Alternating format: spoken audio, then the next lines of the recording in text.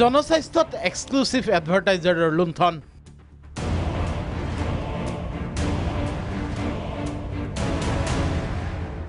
ৰাজ্য চৰকাৰৰ জনস্বাস্থ্য কাৰিকৰী বিভাগত সংঘটিত হৈছে এক বিয়াগম কেলেংকাৰী এটা ব্যক্তিগত প্ৰতিষ্ঠানৰ জৰিয়তে জনস্বাস্থ্য কাৰিকৰী বিভাগৰ স্বচ্ছ ভাৰত অভিযানৰ নামত লুণ্ঠন কৰা হ'ল 1,33,00,000 টকা এইজন আৰটিআই কৰ্মী দিলীপ নাথে অভিযোগ কৰা মতে ৰাজ্য চৰকাৰৰ জনস্বাস্থ্য কাৰিকৰী বিভাগে 2019 বৰ্ষৰ 4 এপ্ৰিলত স্বচ্ছ ভাৰত মিছন সঞ্চালকৰ জৰিয়তে RGRWSM 542/2018-19/1992 নিৰ্দেশ মৰ্মে ৰাজ্যৰ 33খন জিলাৰ গ্ৰামাঞ্চলৰ পকীবেৰত অনাময় আঁচনিৰ জৰিয়তে সজাগতা সৃষ্টিৰ বাবে গুৱাহাটীৰ GNB ৰোডত থকা এক্সক্লুসিভ এডভাৰটাইজিং প্ৰাইভেট লিমিটেডক আবণ্টন দিয়ে 1,45,82,848 টকাৰ ঠিকা কিন্তু এই বৃহৎ ধনৰাশিৰে এক্সক্লুসিভ এডভাৰটাইজিং প্ৰাইভেট লিমিটেডে ন্যূনতম কাম নকৰি লুটি নিলে সমুদায় ধন গোটেই অসমৰ গ্ৰামাঞ্চলৰ যিবোৰ গাঁও আছে তাত ৱাল পেইণ্টিং কৰিবৰ কাৰণে এটা প্ৰতিষ্ঠানক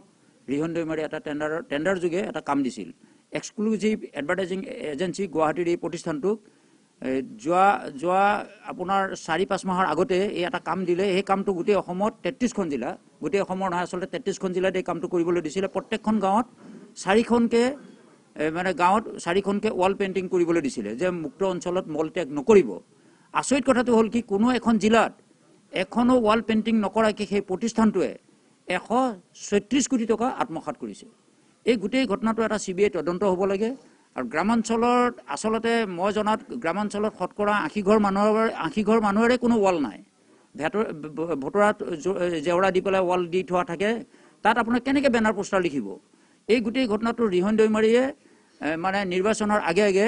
তেওঁলোকে BTC নিৰ্বাচনৰ আগে আগে এই টকাটো আত্মসাৎ কৰিছে ঠিক তেনেকৈ আৰু এটা বিভাগত এই আৰু এটা আঁচনিৰ নামত মানে যিটো আপোনাৰ কমিক্স বনাবলৈ দিছিলে এই কমিক্স বনোৱাৰ নামতো মুক্ত অঞ্চলত মলত্যাগ নকৰাৰ নামতো 1,95,00,000 টকা ৰিহন দৈমাৰীয়ে আত্মসাৎ কৰিছে গতিকে মাননীয় মুখ্যমন্ত্ৰী মহোদয়ে তেওঁৰে মন্ত্ৰী তেওঁ যদি সৎ পথত আছে তাৎক্ষণিকভাৱে ৰিহন দৈমাৰীৰ ওপৰত এটা CBI তদন্ত কৰি ৰাজহুৱা কৰি ঘোষণা কৰিব লাগে যে আচলতে ৰিহন দৈমাৰীয়ে দুৰ্নীতি কৰিছিল বুলি আনহাতে শোণিতপুৰ জিলাত ৱাল পেইণ্টিঙৰ নামত ধন মোকলাই দিয়া হ'ল যদিও জিলাখনৰ ক'ত কেতিয়া গুৱাহাটীৰ এক্সক্লুসিভ এডভাৰটাইজিঙে কাম কৰিলে সেই বিষয়ে একোৱে নাজানে শোণিতপুৰৰ জনস্বাস্থ্য কাৰিকৰী বিভাগৰ সহকাৰী কাৰ্যবাহী অভিযন্তা আলী আকবৰ চৌধুৰীয়ে এক্সক্লুসিভ এণ্টাৰপ্ৰাইজৰ নামত মই কোনো অৰ্ডাৰ পোৱা নাই শোণিতপুৰত কোনো অৰ্ডাৰ মই পোৱা নাই আৰু তেওঁলোকে আমাৰ ইয়াত কাম কৰা মই নাজানো মোৰ লগত কোনো যোগাযোগ কৰা নাই যদি কৰিছে এইটো মই গম নাপাওঁ না আমিতো এনে জিপিত আমাৰ ODF বোৰ্ডটো লগাইছোঁ কিন্তু গাঁৱতো আমি বেলেগ গম পোৱা নাই আমাৰ লগত যোগাযোগ কৰা নাই নাই এই এডভাৰটাইজমেণ্টে কৰা নাই ৰং তুলিকা আপোনালোকে যিটো ফাৰ্মৰ কথা কৈছে সেইটো ফাৰ্মে কৰা নাই আমি কোনো অৰ্ডাৰ পোৱা নাই ৱাল পেইণ্টিং কৰা নাই তেওঁলোকে আমাৰ শোণিতপুৰৰ পৰা আমি বেলেগ আমাৰ নিজাববীয়াকৈ আমি কৰাইছোঁ নাই গুৱাহাটীৰ পৰা কোনো সেইটো মই ক'ব নোৱাৰোঁ হয়তো অৰ্ডাৰ হৈছে কাম কৰা নাই এনেকুৱা হ'ব পাৰে কিন্তু অৰ্ডাৰ আমি পোৱা নাই RTI কৰ্মীয়ে নথিপত্ৰ দেখুওৱাৰ পাছত হতভম্ব হৈছে জিলা সহকাৰী কাৰ্যবাহী অভিযন্তাজন যাক লৈ এতিয়া সৃষ্টি হৈছে ব্যাপক প্ৰতিক্ৰিয়া শোণিতপুৰ জিলাৰ অভিযন্তাগৰাকীয়ে এই বিষয়ে জ্ঞাতই নহয় তেওঁ আচৰিত তেওঁ ক'লে যে আমাৰ জিলাৰ পৰা যদি ইমান টকা লৈ গ'ল আমি নিশ্চয় গম পাব লাগিছিল তে শোণিতপুৰ জিলাৰ অভিযন্তাগৰাকীক মই লগ পোৱাৰ পিছত তেওঁ কাগজখিনি দেখাৰ পিছত তেওঁ আচৰিত হৈছে যে আমাৰ জিলাত কিন্তু আমি নিজে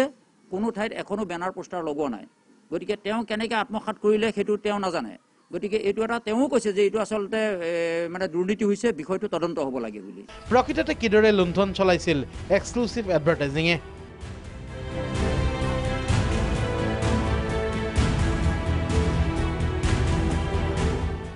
আমি ফাদিল কৰিম পৰৱৰ্তী প্ৰতিবেদনত